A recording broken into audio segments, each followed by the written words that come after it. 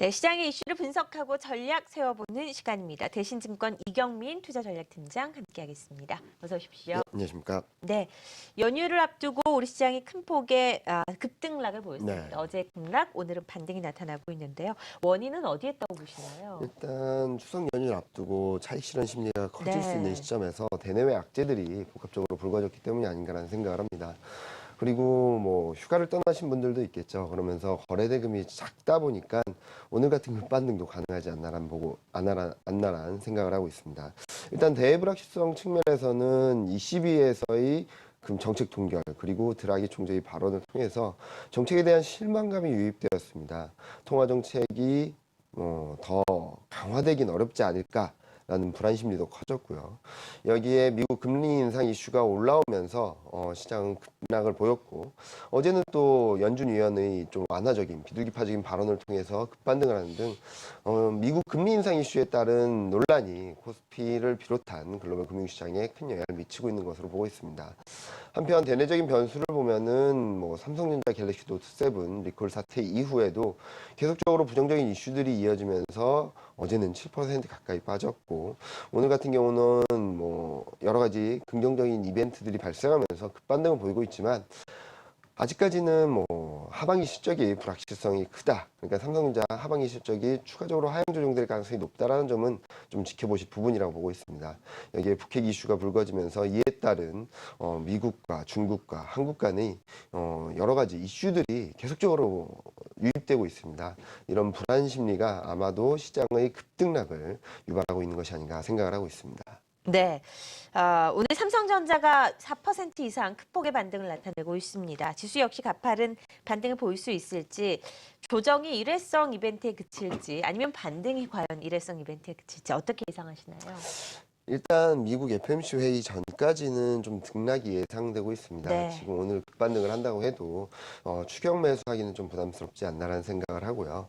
따라서 지금 현재 시점에서는 미국 금리 인상에 대한 불안 심리, 그리고 삼성전자 갤럭시 노트 7의 영향으로 인해서 실적이 추가적으로 하향 조정될 수 있다는 점을 좀 염두에 두고 살펴보실 필요가 있겠습니다. 일단 미국 금리 인상 이슈는 이제 연준 위원들이 안무기 기간, 침묵의 기간으로 들어갑니다. 따라서 이에 따른 급등락을, 그러니까 연준 위원들이 발언 한마디 한마디에 시장이 변화할 가능성은 낮아졌는데, 문제는 이제 16일 날 발표되는 미국 CPI입니다. CPI 지표가 예상보다 예상을 상회할 경우에는 다시금 9월 금리 인상에 대한 논란이 가중될 수 있고요. 그리고 갤럭시 노트 7 같은 경우는 리콜 사태 이후에도 미국을 비롯한 각국의 정부 당국에서 사용 중지를 권고하고 있어서 이런 부분들은 수요자들의 마음을 좀 흔들어 놓을 수 있습니다. 그러니까 수요 모멘텀이 약해질 수 있다는 측면에서 3분기뿐만 아니라 4분기 실적도 조금은 더 하향 조정될 수 있다는 점을 감안해서 본다면은 단기적인, 그러니까 일회성 이벤트로 치부하기는 좀 어려운 시점이 아닌가라는 생각을 하고 있습니다. 아마 이런 흐름들은 9월 말 10월 초를 통과하면서 완만하게 해소될 것으로 예상을 하고는 있지만, 지금 당장 모든 이슈가 소멸되었다고 보기는 어려운 국면으로 판단하고 있습니다. 네, 사실 이 FMC가 지나고 나야 시장이 좀 안정을 찾지 않을까 하는 생각이 듭니다. 미국 증시도 반등을 했습니다. 연준 위원들이 미국 금리 인상에 신중해야 된다라는 발언을 내놓으면서 뉴욕 증시는 반등을 했습니다. 시장이 급락하는 데 따른 뭐 급한 불끄기가 아닌가 하는 생각도 드는데요. 발언한 인사들을 보면 네. 사실 우리한테 친숙한 이름들은 아닙니다. 네. 어떤 사람들인가요? 일단 뭐 대표적으로 매파적인 사람이 네. 아닌 비둘기파적인 그렇죠. 위원들이 좀 언급을 하면서 시장은 좀 안도를 하는, 한숨을 돌리는 모습을 보였습니다. 금요일 날 급락한 부분들의 한 절반 이상을 되돌리는 모습을 보였는데요. 이제 FOMC 회의까지 암묵 기간에 돌입하기 때문에 연준 위원들이 발언이 더 이상 크게 시장에 영향을 미치진 않을 것으로 보고 있습니다. 다만 최근 연준 위원들이 매파적인 발언이 이어지다가 어제는 갑자기 또 비둘기파적인 발언이 나오고 금융시장 등락에 따라서 연준 위원들이 스탠스가 바뀌는 거 아닌가, 이런 부분들은 좀 염두에 두실 필요가 있습니다. 다시 말씀드리면은 연준 위원들이 발언이 계속적으로 엇갈리면서 시장은 혼란만 가중시킨 것이 아닌가라는 생각을 합니다. 이런 가운데서 중요한 것은 이제 경제지표입니다. 경제지표에서 얼만큼 확인시켜 줄 수 있을지, 부분들을 좀 체크하실 필요가 있겠는데요. 일단 고용 지표는 예상보다 부진했지만 9월 금리 인상 가능성을 완전히 소멸시킬 정도의 이 악재는 아니었습니다. 완전 고용이라는 부분들에 있어서 15만 명을 상회했다는 점은 고용 지표가 아직까지는 견고하다라는 시그널을 보여줬다고 생각을 하고요. 이제 중요한 것은 물가인데요. 16일 날 발표될 예정인 8월 CPI 같은 경우는 지금 예상치는 1%입니다. 하지만 원유 가격, 그러니까 국제 유가 가격이 8월 달에는 플러스 반전을 하게 됩니다. 그동안 미국 CPI를 억눌러 왔던 부분이 에너지 가격이었다는 점을 감안해 봤을 때 에너지 가격이 조금만 보이 좀 완화되고 뭐 보합권으로만 간다 하더라도 1%는 넘어설 수 있거든요. 따라서 시장 컨센서스를 상회할 경우에는 9월 금리 인상 가능성에 대한 불안 심리가 더 커질 수 있다는 점에 있어서 아직까지는 미국 금리 인상 이슈가 완전히 소멸되었다 아니면은 좀 완화되었다라고 판단하기는 섣부르지 않나 생각을 하고 있습니다. 네.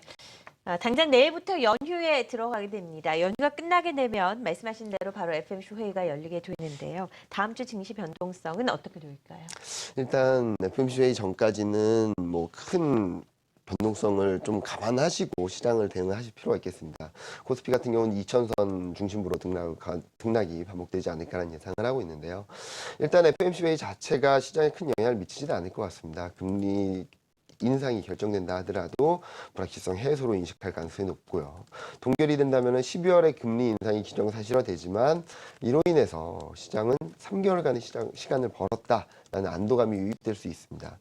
다만 그 전까지 시장이 좀 변동성이 클 수 있다라고 보는 이유는 시장과 연준 간의 스탠스 간의 괴리, 그러니까 시장은 굉장히 미국 통화 정책에 대해 안도하고 있는데 연준 위원들은 계속적으로 매파적인 발언을 하고 있다는 이 괴리감이 해소하는 과정이 좀 더 필요하지 않나라는 생각을 합니다. 그리고 앞서 말씀드렸듯이 CPI도 그 가능성을 높여주고 있고요.